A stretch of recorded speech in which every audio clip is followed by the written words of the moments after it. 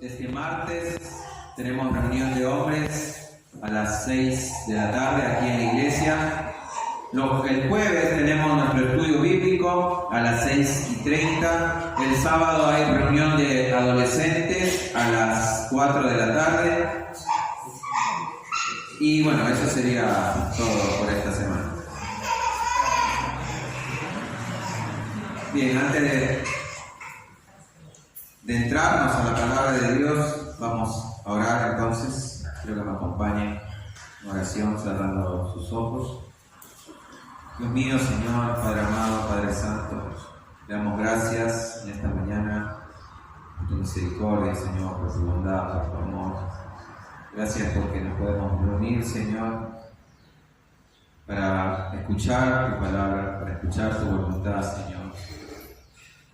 Y te pido que seas tú obrando en nuestros corazones, que tu Espíritu Santo esté obrando, Señor, con poder en nuestros corazones, porque sabemos que tu palabra tiene el poder para cambiar nuestras vidas.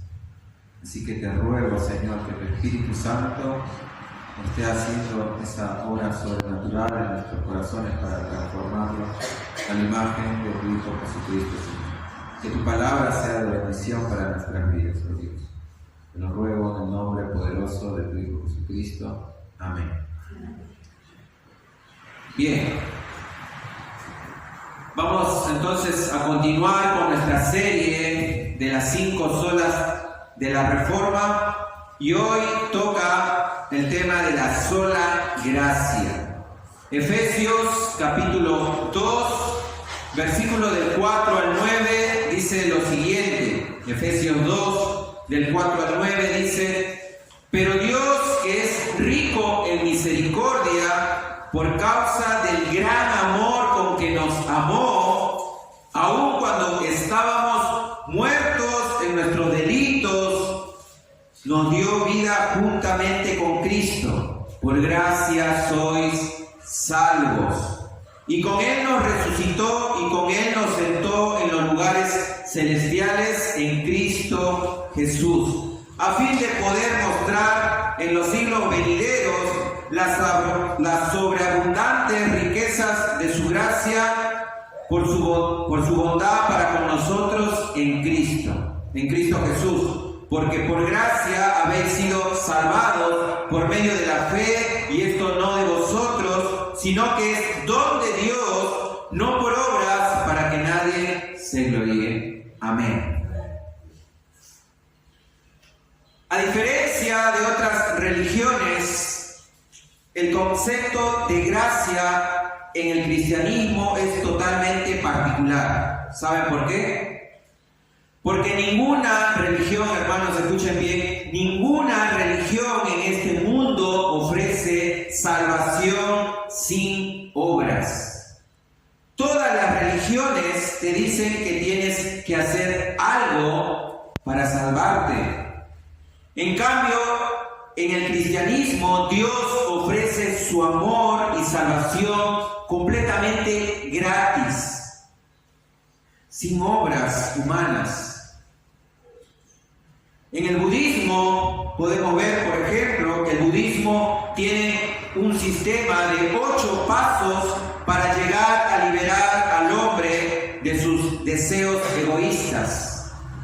Vemos entonces que hay 8 pasos o 8 cosas que el hombre tiene que hacer para poder salvarse de sus deseos egoístas.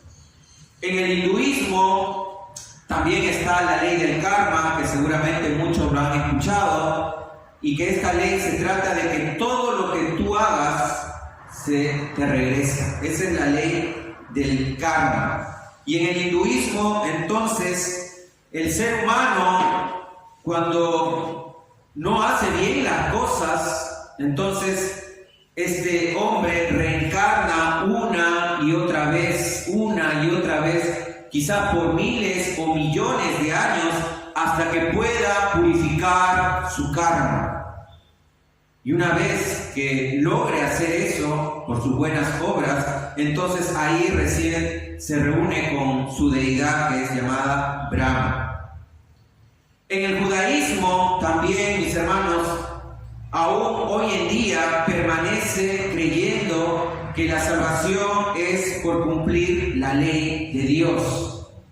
Ellos dicen que uno puede ser salvo con cumplir la ley de Dios, la ley de Moisés, la Torá. Y en el Islam también vemos entonces que uno tiene que cumplir sus normas, sus reglas, sus leyes que están en el Corán, para que así, cuando estemos delante de supuestamente de Alá, de su Dios, entonces Él evaluará conforme a estas normas si uno puede entrar a la salvación o a la condenación. Solamente en el cristianismo entonces encontramos la idea de la salvación ofrecida al hombre solamente por gracia, basado en el amor incondicional de Dios. Entonces, como mencionamos anteriormente, mucha gente hoy en día está contando con ir a la presencia de Dios basado en sus buenas obras. Las personas consideran que si ellos no han robado, no han matado a nadie, no han sido infieles a sus esposos o esposas, ellos pueden entrar al cielo. Entonces, este es el problema que tiene la humanidad. Ellos creen que por sus buenas obras van a poder entrar al cielo, que sus buenas obras pesan más que las malas obras que ellos hacen. Así que ellos piensan que cuando lleguen delante de Dios, Dios terminará perdonándolos por la vida supuestamente correcta que ellos vivieron. Y el problema es eso. El problema es esto, hermanos, que la gente hoy en día se cree buena persona, cuando la Biblia nos muestra todo lo contrario. La Biblia dice que no existen las buenas personas. Y quiero que me acompañen al libro de Romanos, capítulo 3, versículo del 10 al 18. Romanos 3, del 10 al 18.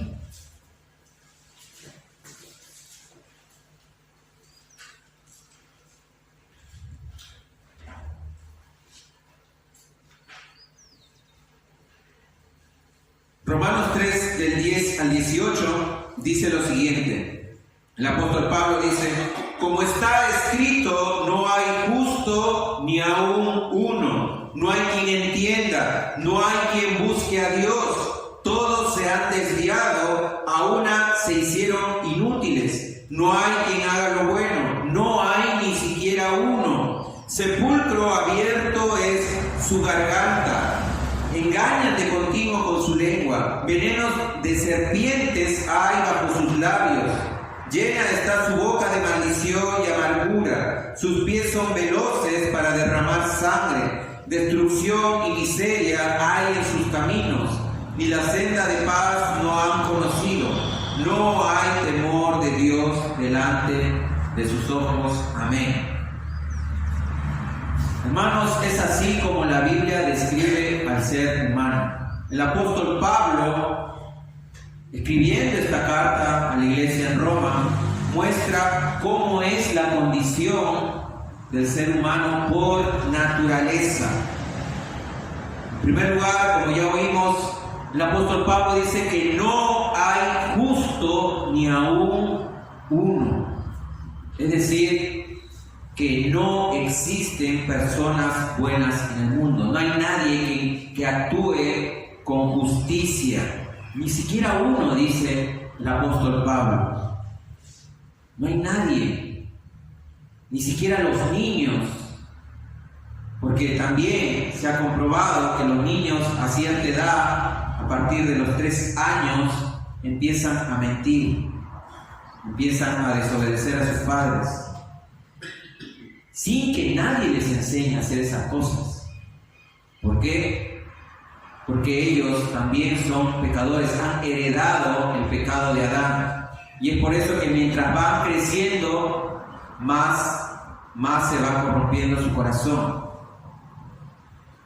El apóstol Pablo también nos dice que no hay quien entienda. ¿Qué quiere decir eso? Que no hay hombre que pueda comprender la verdad de Dios. El hombre es incapaz de comprender la verdad de Dios. No hay nadie quien tenga un correcto entendimiento de quién es Dios y quién es Él. Es por eso que las personas creen o dicen creer en Dios, pero en realidad tienen un concepto equivocado de Dios. Ellos se crean un Dios a su propia imagen y no un Dios conforme a las Escrituras. También el apóstol Pablo nos dice que no hay quien busque a Dios. Uno entonces podría decir, pero yo buscaba a Dios, o conozco a personas que no van a la iglesia, pero buscan a Dios. Sí, pero nadie busca a Dios desinteresadamente. Es decir, todos buscan a Dios por algo. La mayoría de personas se acerca a Dios o a la iglesia. ¿Por qué? Porque tienen un problema, porque tienen una enfermedad, porque no les va bien en la vida, porque tienen muchas situaciones difíciles. Y es por eso que buscan a Dios. Pero no lo buscan a Dios por lo que Él es. No buscan conocer a Dios. Buscan simplemente recibir las bendiciones de Dios. Es por eso que el apóstol Pablo dice que no hay quien busque a Dios, porque las personas siempre buscan sus propios intereses. También el texto nos dice que todos se han desviado.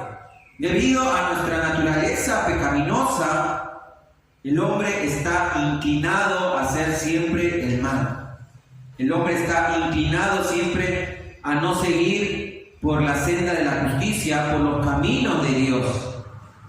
Y es por eso que hay una frase conocida que dice que el hombre es arquitecto de su propio destino.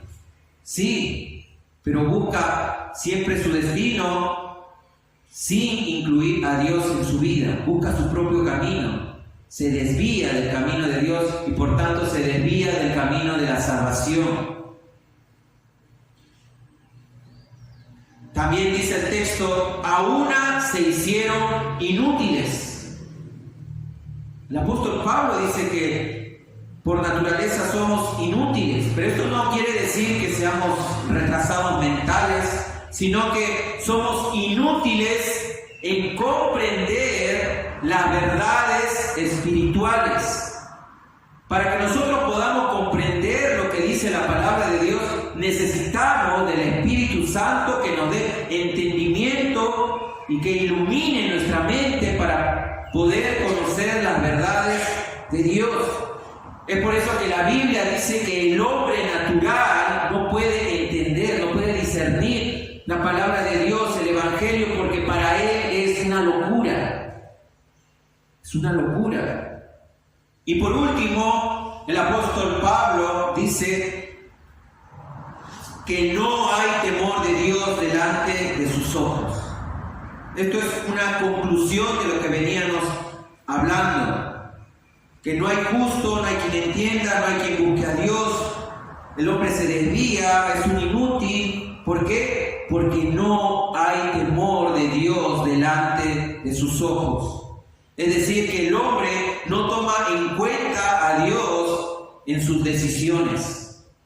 Eso es lo que quiere decir el apóstol Pablo.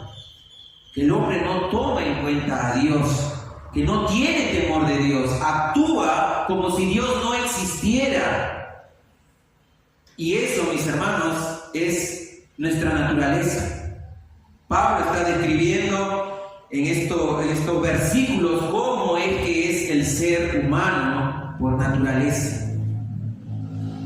Y lo que acabamos de leer nosotros en teología lo llamamos también como la doctrina de la depravación total del hombre. El hombre es totalmente depravado. Esto quiere decir que todas las facultades del hombre siempre están teñidas de pecado. Su mente, su corazón, sus emociones, su voluntad, todo está teñido, bañado de pecado, de maldad. Hay maldad en el corazón del hombre. Es por eso, mis hermanos, que el hombre no puede salvarse por sus propias buenas obras.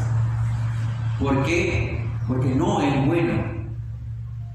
Porque para Dios sus buenas obras o sus intentos de buenas obras son como basura, son como trapos de inmundicia. No hay nada bueno en el hombre. Eso es lo que dice la palabra de Dios. Es por eso que nosotros necesitamos de la gracia, y de eso es lo que venimos a hablar el día de hoy. Sola gracia. El ser humano está necesitado de la gracia de Dios para poder salvarse. La palabra gracia viene del griego charis, que significa gratis. O sea, gracia es gratis, es un regalo. Eso es lo que es la gracia. La gracia también es un atributo de Dios, porque Dios es un Dios de gracia.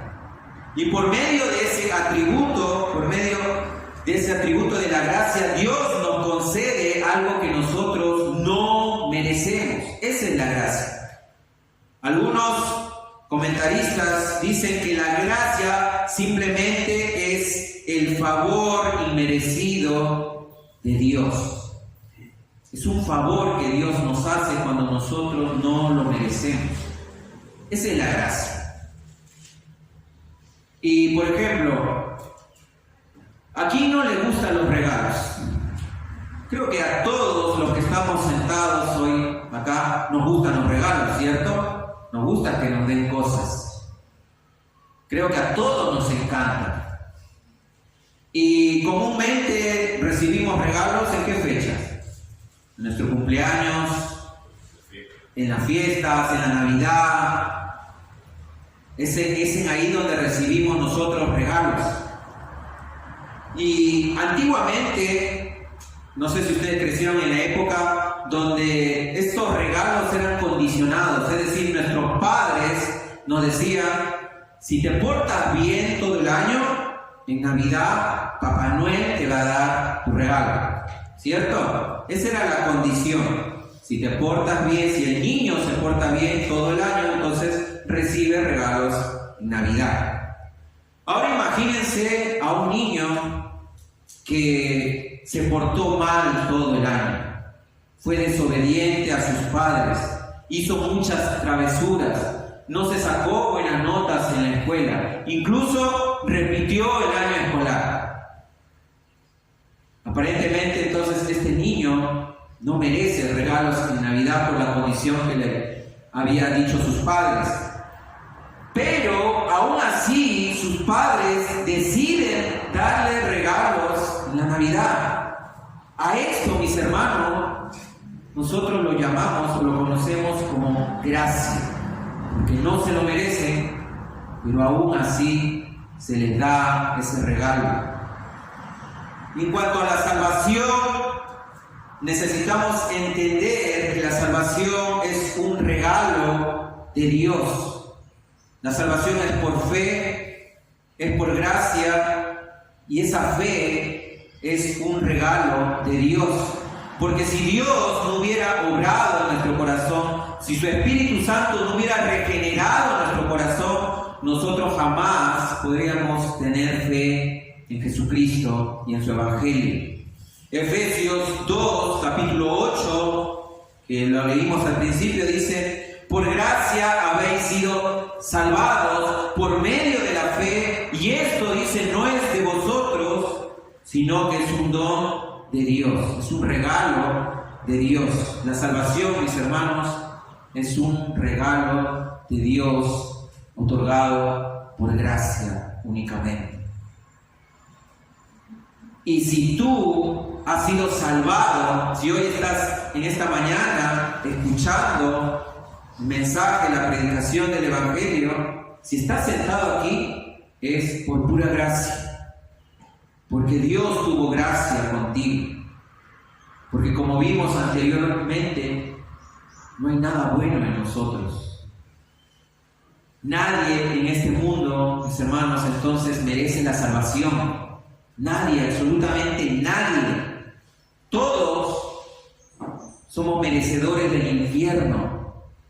¿Por qué? Porque todos hemos pecado contra Dios y estamos destituidos de la gloria de Dios. Todos merecemos el infierno, pero por la gracia de Dios hoy estamos aquí, tan solo por su gracia. Amén. La gracia, entonces, mis hermanos, excluye la posibilidad de que nuestras buenas obras puedan contribuir en algo a la salvación que solamente es dada por gracia.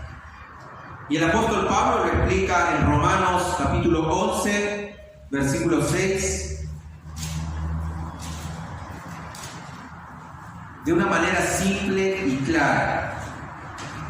Romanos 11, 6 dice, el apóstol Pablo, hablando de la salvación, dice: pero si es por gracia, ya no es a base de obras. De otra manera, la gracia ya no es gracia, y si es por obras, ya no es gracia. De otra manera, la obra ya no es obra. Es claro el mensaje.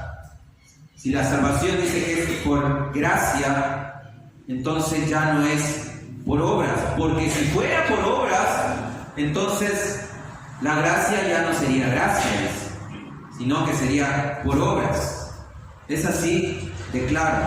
Así que, mis hermanos, la salvación solamente es por gracia. Y para entender mejor esta definición de la salvación por gracia, ¿quién mejor que el apóstol Pablo para explicarnos cómo es que funciona la salvación solamente por gracia? Y quiero que vayan a Romanos capítulo 9, versículos del 9 al 18.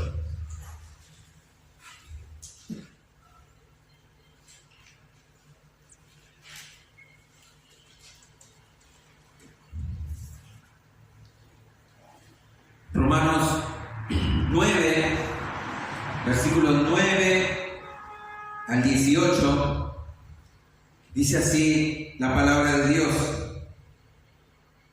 porque esta es una palabra de promesa. Por este tiempo volveré y Sara tendrá un hijo. Y no solo esto, sino que también Rebeca, cuando concibió mellizos de uno, nuestro padre Isaac, porque cuando aún los mellizos no habían nacido y no habían hecho nada, ni bueno ni malo, para que el propósito de Dios conforme a su elección permaneciera, no por las obras, sino por aquel que llama. Se le dijo a ella: el mayor servirá al menor, tal como está escrito: a Jacob amé, pero a Esaú aborrecí. ¿Qué diremos entonces? ¿Que hay injusticia en Dios? De ningún modo, porque Él dice a Moisés: tendré misericordia del que yo tenga misericordia, y tendré compasión del que yo tenga compasión. Así que no depende del que quiere ni del que corre, sino de Dios que tiene misericordia. Porque la Escritura dice a Faraón: para esto mismo te he levantado, para demostrar mi poder en ti y para que mi nombre sea proclamado por toda la tierra. Así que del que quiere tiene misericordia y al que quiere endurece. Amén. Bien, entonces en este pasaje que acabamos de leer, vemos a dos hermanos en un mismo vientre, concebidos del mismo padre y de la misma madre. ¿Quiénes eran? Jacob y Esaú, ¿cierto? Vemos entonces a estos dos hermanos en igualdad de condiciones. Bien, pero en el versículo 12, del versículo 12 al versículo 13, vemos la elección de parte de Dios. La elección de parte de Dios, cuando Él dice que el mayor servirá al menor. Y en la costumbre judía era todo lo contrario. ¿Por qué? Porque el primogénito tenía la preeminencia, la importancia que se le debía dar. Las bendiciones eran ¿de quién? Del primogénito. Entonces, y el primogénito, como vemos después, o más adelante, el primogénito es ¿quién? Esaú, no Jacob. Pero del versículo 12 al versículo 13, entonces dice que el mayor servirá al menor. Esta era una profecía que Dios estaba haciendo. ¿Y por qué se hizo esto? Porque la elección, mis hermanos, Dios eligió a Jacob por sobre Esaú, para que la elección de Dios se cumpliese. Y lo interesante es que esta elección, según el versículo 11, se hizo cuando aún estos mellizos no habían nacido, no habían hecho ni algo bueno ni algo malo. La elección se hizo para que el propósito de Dios se cumpliera. ¿Por qué? Porque Dios es soberano en la salvación. La elección entonces no se hizo por las obras, sino que fue una elección por pura gracia. Dios decidió y quiso elegir a Jacob por sobre Esaú. Como dice el versículo 13, Dios amó a Jacob, a pesar de que la Biblia nos enseña que Jacob también era un pecador, era un mentiroso, él engañó a su padre para recibir las bendiciones de la primogenitura. Luego también engañó a su suegro Labán. Y aún así Dios lo escogió. Por eso es que dice la Escritura que a Jacob amó y a Esaú aborreció. Ahora, esto no significa que Dios odiaba a Esaú. No, sino que cuando leemos esto, Dios estaba hablando en términos comparativos. Es decir, Jacob recibió una gracia especial y Esaú recibió una gracia general. No es que Dios odiaba a Esaú, sino que Él quiso salvar a Jacob por su gracia soberana. Es como, por ejemplo, cuando Jesús nos dijo a nosotros, el término de aborrecer, Jesús nos dijo que el que no aborrece a su padre, a su madre, a sus hermanos, incluso a su propia vida, no puede ser discípulo de Él. Esto no quiere decir que nosotros debamos odiar a nuestros familiares, no, sino que está hablando de prioridades. Que Dios debe ser nuestra prioridad en nuestra vida, que debemos amar más a Dios que incluso a nuestra propia familia. Así que cuando la Biblia dice que Dios amó a Jacob y aborreció a Esaú, estaba hablando, como le dije, de términos comparativos, que Jacob recibió esa gracia especial. Entonces Jacob recibió ese trato especial sobre su hermano Esaú. Ahora, lo que les estoy diciendo hasta ahora, seguramente ustedes se habrán preguntado, bueno, pero entonces esta elección, esta salvación, parece ser algo injusto. Parece ser algo injusto. Es por eso que el apóstol Pablo responde en los versículos 14 al 16, dice, ¿qué diremos entonces? ¿Que hay injusticia en Dios? De ningún modo, dice el apóstol Pablo, porque él dice a Moisés, tendré misericordia del que yo tenga misericordia, y tendré compasión del que yo tenga compasión. Así que no depende del que quiere ni del que corre, sino de Dios que tiene misericordia. ¿Vieron? No hay injusticia en Dios. Dios salva porque tiene misericordia del quien Él quiera tener misericordia. La misericordia no es algo a lo cual Dios esté obligado, porque si no, no sería misericordia. Hermanos, Dios siempre escoge según su soberana voluntad. La Biblia nos enseña que Dios escogió a Abraham cuando Abraham no buscaba a Dios, cuando Abraham vivía en Ur, en tierra de los caldeos. Y Dios escogió a Abraham. La pregunta que nosotros tenemos que hacernos es: ¿por qué no escogió a su hermano o por qué no escogió a su padre? ¿Por qué Abraham? Dios también escogió a un pueblo, a Israel, para hacer de ese pueblo una nación santa. ¿Por qué Dios no escogió otro pueblo? ¿Por qué específicamente a Israel, habiendo tantos pueblos en el mundo? Jesús mismo habla también de la soberanía en su elección. Juan 15:16, Jesús le dice a sus discípulos: vosotros no me escogisteis a mí, sino que yo os escogí a vosotros. ¿Por qué a ellos dos en especial y por qué no a otros? Mi hermano, Dios te escogió a ti.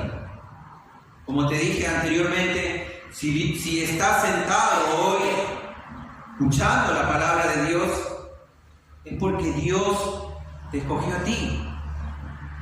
La pregunta es: ¿por qué no escogió a otro? ¿Por qué no escogió a tu vecino? ¿Por qué no escogió a tu compañero de trabajo? ¿Por qué no escogió a ese familiar que pareciera ser más correcto que tú? ¿Por qué tú? ¿Por qué te eligió a ti? ¿Saben por qué? Por gracia. Porque por gracia sois salvos por medio de la fe. Y para profundizar en la razón de nuestra salvación, quiero que vayan a Efesios capítulo 2, versículo del 4 al 5.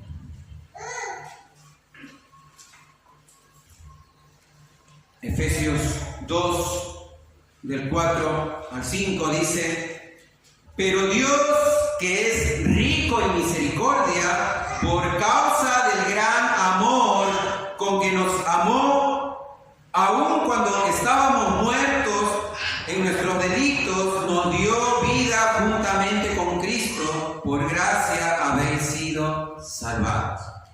Y aquí está entonces la razón, mis hermanos. Hay tres palabras claves en este texto: misericordia, amor y gracia. Misericordia, amor y gracia.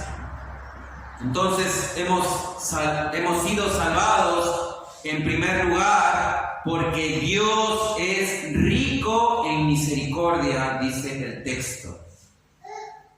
Lamentaciones capítulo 3, versículo del 22 al 23 dice: por la misericordia de Jehová no hemos sido consumidos, porque nunca decayeron sus misericordias. Nuevas son cada mañana, grande es tu fidelidad. Uno de los atributos de Dios es que Dios es misericordioso. Sus misericordias se renuevan todos los días, dicen los salmos. Su misericordia es para siempre, dicen también las Escrituras. Que Dios sea misericordioso, mis hermanos, se refiere a la disposición constante de Dios para tratar a los seres humanos con compasión, con paciencia y con amor cuando no se lo merecen. Es decir, por causa de la justicia de Dios, porque Dios también es justo, por causa de esa justicia, nosotros deberíamos ser fulminados. Pero porque Dios es rico en misericordia, Él retiene su justa condena. Así que si hoy amaneciste con vida, es porque Dios tiene misericordia contigo. Si estás respirando y tienes aire en tus pulmones, es porque Dios tiene misericordia contigo. Si el sol ha salido esta mañana y la tierra sigue girando, es porque Dios es misericordioso, no solamente contigo, sino con la humanidad entera. Dios es rico en misericordia. Hemos sido salvados también, según el texto de Efesios, por causa del gran amor con que nos amó. Dios te ama, hermano. Si hemos sido salvados es porque Dios nos amó, nos ama. Y el amor de Dios para con nosotros tiene 4 características especiales. En primer lugar, el amor de Dios es incondicional. Esto quiere decir que el amor de Dios no depende de ninguna condición inherente en nosotros, sino solo de su carácter, porque Dios es amor. Cuando 2 personas en este mundo se dicen amar, ¿saben por qué dicen que se aman? ¿O por qué se aman? Porque en realidad estas 2 personas ven cualidades o virtudes en la otra persona que los atraen para amarlos. Ven su atractivo físico, su inteligencia, sus valores, su forma de ser, etc. Y es por eso que estas personas aman, ¿no? Porque ven algo en la otra persona. Pero Dios nos amó aun cuando estábamos muertos en nuestros delitos y pecados. Incluso cuando éramos enemigos de Dios, Dios nos amó. Romanos capítulo 5, versículo 10 dice: pero Dios demuestra su amor para con nosotros en que siendo aún pecadores, Cristo murió por nosotros. ¿Vieron? Dios muestra su amor con nosotros en que siendo pecadores, envió a su Hijo a morir por nuestros pecados. Así que el amor de Dios es incondicional. El amor de Dios también es eterno, esa es otra característica. Jeremías 31:3 dice: desde lejos el Señor se le apareció diciéndole: con amor eterno te he amado, por eso te he atraído con misericordia. Esto hablando del pueblo de Dios. Y en el libro de Efesios también, mis hermanos, dice que Dios nos escogió desde antes de la fundación del mundo. Desde antes de que todo esto existiera, Dios ya nos había escogido en amor y nos predestinó en amor para ser salvos. Esto quiere decir que Dios siempre nos ha tenido en su mente y nos ha amado desde siempre. El amor de Dios, mis hermanos, es eterno, es inmutable, no cambia. No es como el amor humano. Otra característica del amor de Dios es que el amor de Dios es dadivoso o altruista. Es decir, que Dios nos ama desinteresadamente. Dios no es como nosotros.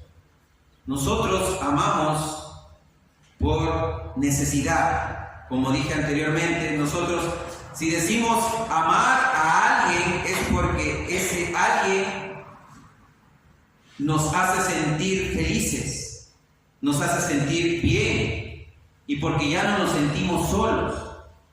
Es decir, nuestro amor es interesado. En cambio, el amor de Dios es desinteresado. Nosotros, mis hermanos, como vimos anteriormente, en nosotros no hay nada bueno. ¿Qué podemos ofrecerle a Dios para que nos ame? Nada. Y aún así Dios nos ama desinteresadamente. Cuarta característica es que el amor de Dios, entonces, viendo todo esto, es incomprensible. Dios nos ama conociendo lo peor de nosotros. Dios nos ama a pesar de lo que nosotros somos. Y eso es algo que nosotros no podemos llegar a entender, llegar a comprender.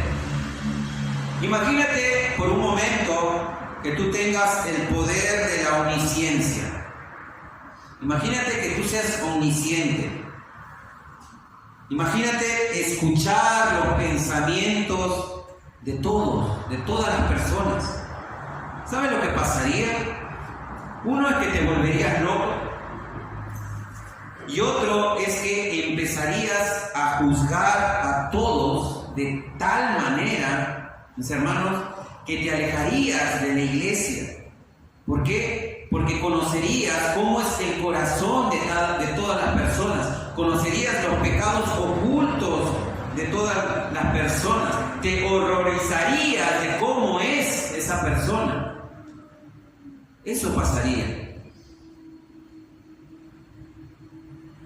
Y lo interesante de todo esto es que Dios sí es omnisciente. O sea, Dios sí conoce nuestro corazón y los pecadores que somos, lo horrible que somos. Y aún así Él nos ama. Es por eso que ese amor es incomprensible. No lo podemos entender. Y hermanos, si hemos sido salvados, vimos que hemos sido salvados porque Dios es rico en misericordia, porque Dios nos ama, y hemos sido salvados también por pura gracia. Es lo que venimos a hablar. La gracia de Dios también tiene sus características. La gracia de Dios es inmerecida, en primer lugar. Como les dije, el concepto de gracia excluye todo mérito. Excluye todo mérito. Y un ejemplo es que, por ejemplo, si alguien es contratado para ganar un salario de $2,000 mensuales, al final del mes, entonces este trabajador espera recibir su salario, espera recibir esos $2,000 por el cual fue contratado. Eso sería lo justo. Pero ahora imagínense que si la persona que lo contrató le entrega al empleado $2,500 al final del mes. Vemos entonces que en esa cantidad hay $500 extras. Eso sería gracia. El empleado recibe $2,000 por justicia y $500 por gracia. Eso es la gracia, mis hermanos. Es algo inmerecido. Otra característica de la gracia de Dios es que existe la gracia común y la gracia especial de Dios. Hay dos tipos de gracia. La gracia común de Dios es algo que Dios da a todos los seres humanos por igual, ya sean creyentes o no creyentes. Y esto lo podemos ver en Mateo capítulo 5, versículo 45, donde Jesús dice lo siguiente. Jesús dice: para que seáis hijos de vuestro Padre que está en los cielos, porque Él hace salir su sol sobre los malos y buenos, y hace llover sobre los justos e injustos. Esa es la gracia común de Dios. Dios entonces no solamente hace salir su sol sobre los justos, sobre la iglesia, sino que hace salir el sol para todos. Y también llueve para todos, justos e injustos. En cambio, en la gracia especial de Dios solamente es para algunos, no es para todos. Lucas capítulo 4, versículos del 25 al 27, Jesús dice lo siguiente. Jesús, hablando en la sinagoga, dice: pero en verdad os digo, muchas viudas había en Israel en los días de Elías, cuando el cielo fue cerrado por 3 años y cuando hubo gran hambre sobre toda la tierra. Y dice Jesús, y sin embargo, a ninguna de ellas fue enviado Elías, sino a una mujer viuda en Sarepta, en la tierra de Sidón. Y muchos leprosos había en Israel en tiempos del profeta Eliseo, pero ninguno de ellos fue limpiado, sino Naamán el sirio. Entonces, ahí vemos el concepto de la gracia especial de Dios. Dice que en los tiempos de Elías había muchas viudas, pero Elías solamente fue enviado a una viuda en Sarepta, en la tierra de Sidón. Y también había muchos leprosos en Israel, pero Eliseo no limpió a todos los leprosos, sino que limpió a Naamán el sirio. Esa es la gracia especial de Dios. Otra característica, mis hermanos, de la gracia de Dios es que la gracia de Dios es soberana. Esto quiere decir que Dios en su soberanía, en su control, Él decide a quién otorgarlo. Nadie puede obligar a Dios a que ofrezca esta clase de gracia a nadie. Nadie puede obligar a Dios. Dios tiene misericordia del que quiera tener misericordia, como habíamos visto anteriormente. Dios no está obligado a tener misericordia, porque si no, entonces ya no sería misericordia. Dios a unos trata con misericordia y a otros con injusticia. Y hermanos, esto es algo que también nosotros no podemos entender. La gracia soberana de Dios. Y el ser humano, en su orgullo, no tolera la gracia soberana de Dios, la detesta.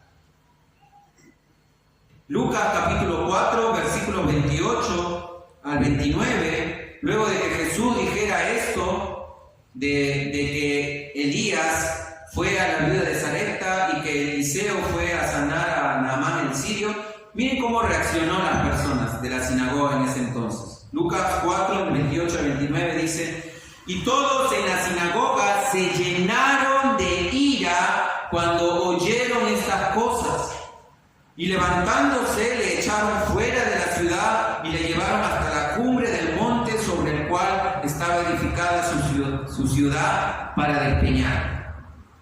¿Vieron? La gente se llenó de odio contra Jesús al mencionar la gracia soberana y especial de Dios. La gente no lo podía creer. Pero estaba en la Escritura, estaba en el libro del Antiguo Testamento. Está escrito que fue así.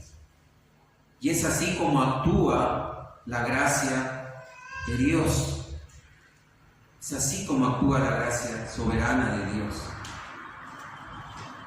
Así que, para terminar, mis hermanos, en conclusión, para entender esto, la gracia salvadora de Dios es un don inmerecido.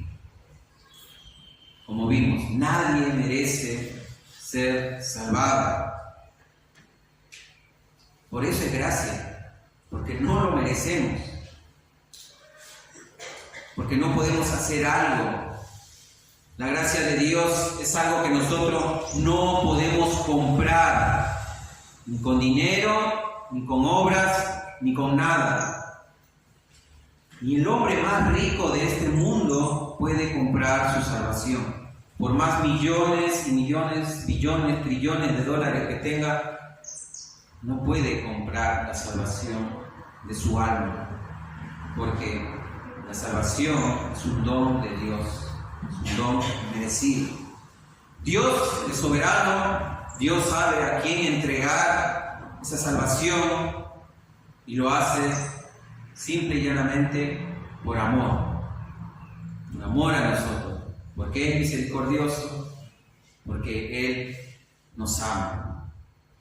Y si estamos aquí, mis hermanos, es por eso debemos sentirnos entonces agradecidos de que estamos aquí escuchando la palabra de Dios. Y si tú no eres un hijo de Dios aún, Dios entonces te está llamando por su gracia también a que vengas a Él, a que te arrepientas de tus pecados y confieses en Jesucristo como tu Señor y tu Salvador. Porque Dios usa medios de gracia para salvar a las personas. Porque el hecho de que Dios es soberano en la salvación, en su gracia, esto no quiere decir que nosotros nos salgamos a predicar. No, porque Dios salva precisamente por medio de la predicación de su palabra, por medio del Evangelio. Dios ha dispuesto medios de gracia para que las personas puedan salvarse. Dios ha puesto medios de gracia para que nosotros crezcamos en la gracia. Por eso es que está la lectura de su palabra, la oración, la comunión, los sacramentos. Son medios para que nosotros podamos crecer en gracia. Es nuestra responsabilidad, hermanos, utilizar estos medios para poder crecer y para poder también traer a las personas, para que las personas puedan ser parte de esa gracia. Ya con el hecho de predicarle a una persona el Evangelio de Dios, le estás ofreciendo la gracia de Dios.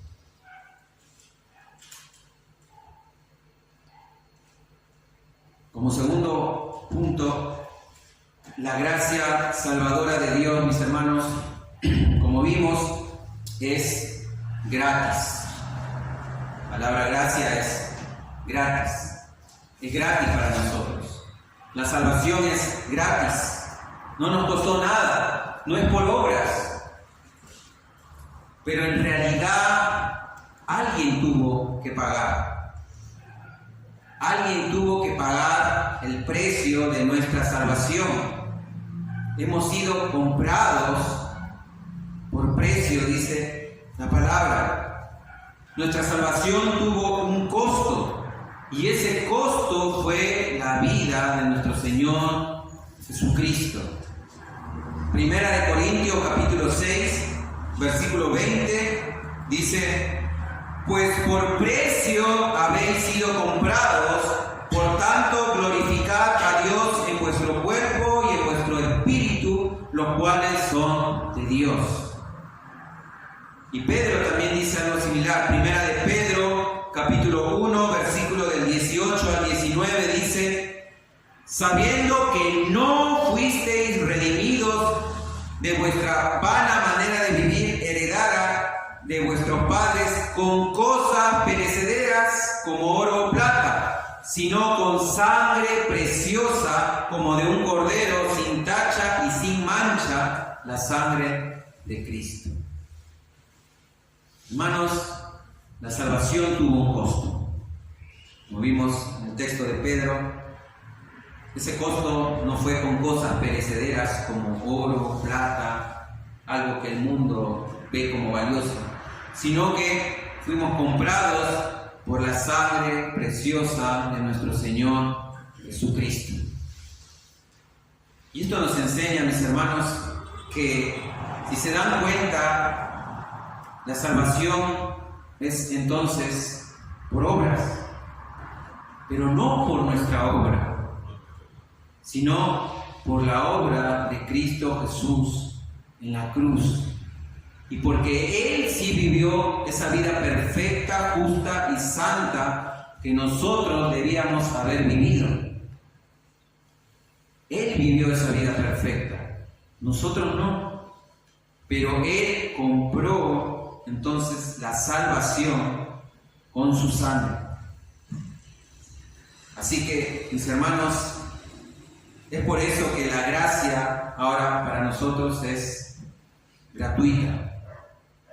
Porque Cristo Jesús hizo posible que nosotros ahora podamos ser salvados por esa gracia, por medio de la fe en Cristo Jesús. Oramos, hermanos.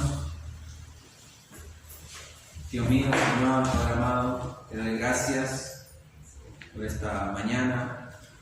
Gracias, Señor, por hacernos escuchar tu palabra, hacernos escuchar sobre ese atributo, Señor, incomprensible de tu gracia, de tu amor, de tu misericordia. Entendemos, Señor,